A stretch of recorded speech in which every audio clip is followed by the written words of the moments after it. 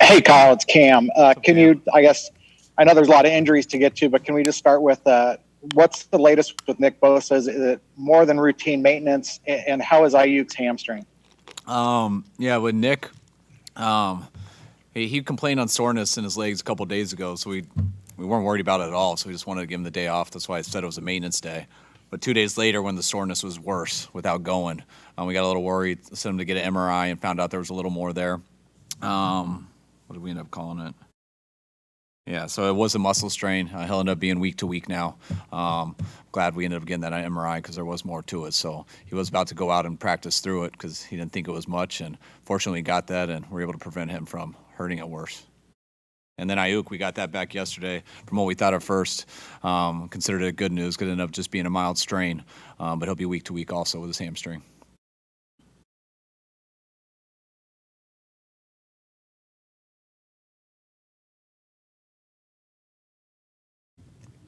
And Kyle, what about D Ford? D Ford had calf irritation. He's had it the last couple of days. Went through it 2 days ago, and then yesterday came out for warm-ups, and it was just a little bit too tight, so we didn't want to risk it 2 days ago, and then we gave him today off for it also. So he's day-to-day with it. Hopefully he'll be back soon. Hey, Kyle, did you expect Debo back anytime during this week's set of practice, or what's his timetable on when you expect him back to practice? And we're still hoping he can get back for week one, so no, I don't expect him back this week. We're still hoping on week one, but not sure. Hey, Kyle, Jimmy was in there at the end for 12 plays in a row. Is that something you're just trying to get him up for more snaps or anything in particular with that kind of, increased reps?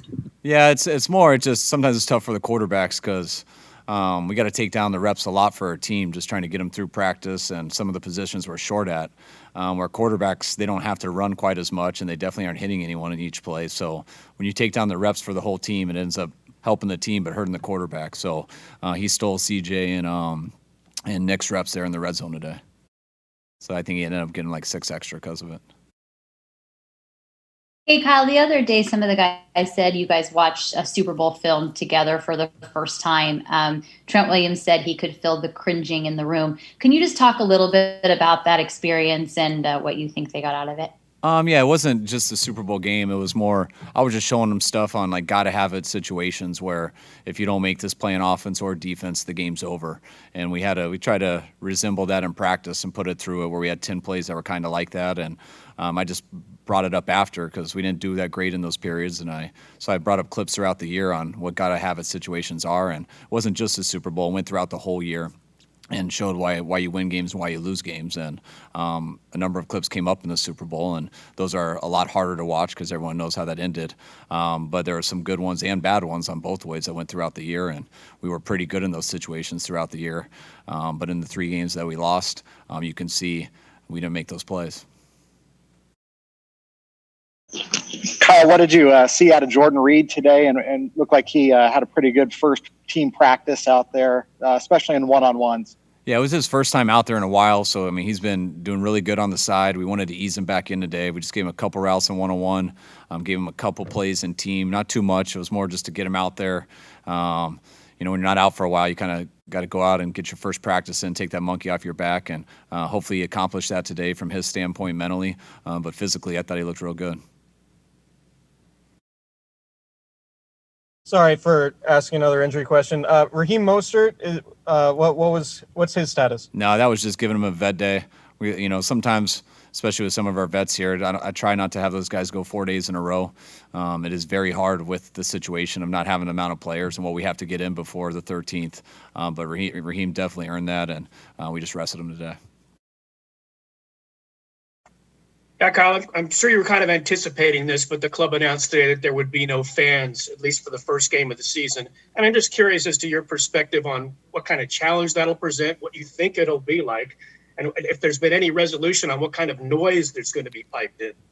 It's disappointing, but I also understand it. There's a lot of adjustments that everyone's got to make in how the world is right now. So I totally understand it, but I mean, it's not going to be that fun. I mean, you love having the stands in there. The fans in there. They pump you up. You hear the noise, whether you're watching on TV or in there in person. So, I mean, it's a little unusual for me watching basketball and baseball right now, just seeing how it is without fans out there. So we'll have to go through it too, just like the other sports have. Hopefully it won't last. Hopefully eventually we'll be able to get our fans in there. But it's a challenge everyone's dealing with, and I can sit and think about it a lot, but ready to see how it ends up being different and what the pluses and minuses are to it, and being ready to adapt and change when we figure that out. Hey, Kyle Posey, Niners Nation. I was wondering, when you're working out receivers, what's a trait that you're looking for? Because it seems like the 4 guys that you brought in today all offer something different.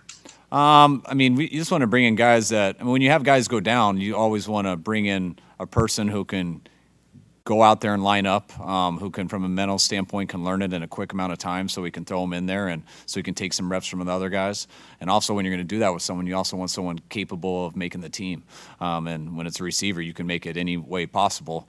You just want some NFL traits. So whatever our guys are looking for, whether it's quickness, size, hands, there's all different ways that you can use guys. So I always just hope we bring in what I call NFL players, guys who have the ability to play in this league, guys who have the ability to make a team, and then you find out what they do best, and you see if that's good enough to get on the field. Hey, Kyle, it's like Tavon Austin is becoming a little more noticeable. Is that a function of him just getting more comfortable with the offense, getting more snaps, a little bit of everything? Yeah, I think both. I mean, he came in late, so he's behind the 8 ball at first, with all the different opportunities and places you can move in our offense. The more he learns it, the more he can get thrown in there at all 3 of the positions. And when you have injuries and stuff, that does give you more opportunities at all 3 spots instead of just one. I think he's getting a lot better at that with more reps, just like all of them are with the more reps that they get.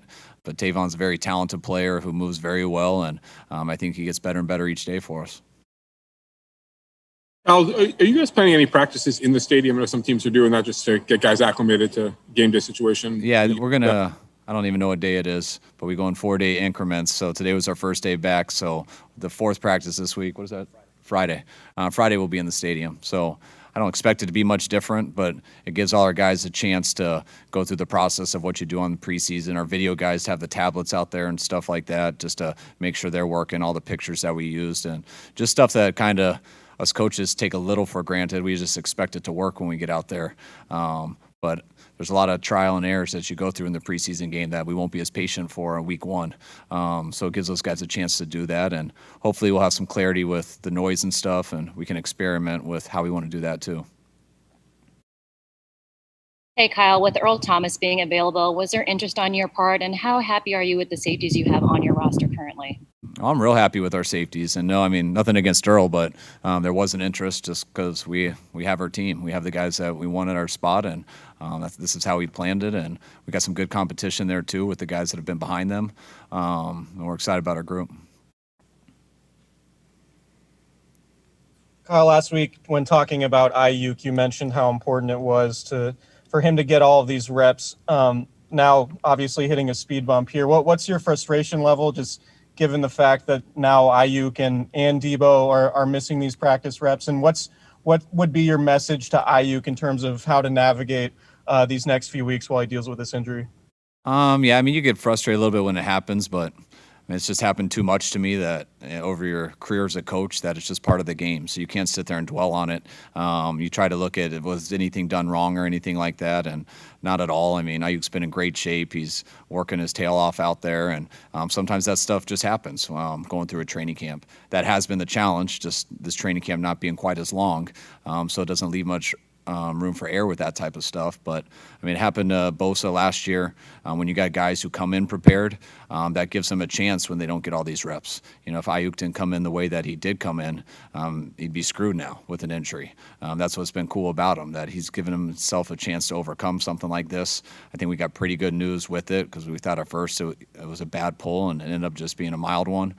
So hopefully it's only 1-2 weeks, and when it is, that we'll have to give him some time to come back. But he can't check out while he's rehabbing, which how he's been, I'm not worried about that. He's going to stay into it mentally and stuff, but no matter how mentally you stay into it, when you hear it in the huddle and you go out there full speed, it's a little bit harder. So hopefully he'll get some time, probably about 10 days, hopefully, before we get back to Arizona, and we'll be able to catch him up then.